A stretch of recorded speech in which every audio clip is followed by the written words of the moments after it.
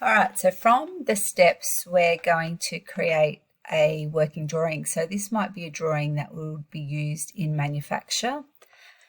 So the way that you do this, so this is our stairs. Mine have ended up upside down, but it doesn't matter. So take your step drawing and you go up to File first of all. So it's a bit different the way that this drawing is created. So you click on File and you go to New Drawing.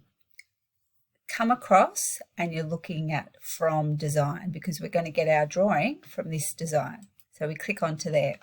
You'll get this box come up which is called Create Drawing. So we're doing a full assembly drawing. We're going to create new. We're going to create it from scratch. These are different types of measurements, but you'll only need ISO. The units are millimeters. You can click on here and change it to A4, and we might use a landscape rather than a portrait, which is the second one. And then we go OK. You just wait a couple of seconds and it'll come around to this screen. And I haven't done anything, but my base view has come up straight away. So this is the base of the drawing, what it would actually look like. So all I do is click into there. And then I go OK.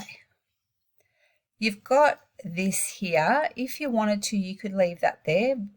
Just for our drawings, we don't really need them. So you can just click onto there. It should go blue and you can just hit delete on the keyboard.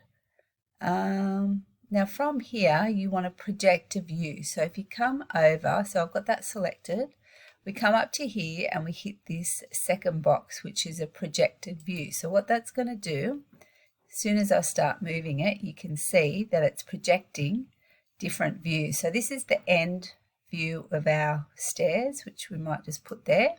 If I come down to here, it's going to show me what's called an isometric drawing. So that's our kind of 3D view. And then if I come down to here, I'll get the base view, or the top view, I should say. And then I kind of get that view. That's the top view there, sorry. And then that's the base view. And then when I'm happy with that, I can just go enter. So that's what we call a working drawing. If you wanted to, you could even type some text in there to say that that is the base view. Just hit enter and then close it. So you can add some text there if you want to. You can probably also move those down if they're not quite in the right spot. So that's what we call a working drawing. So you will have to do a working drawing of your final product, and so it's a very easy thing to do. So maybe snip this out and put it in your OneNote to show that you know how to use this skill.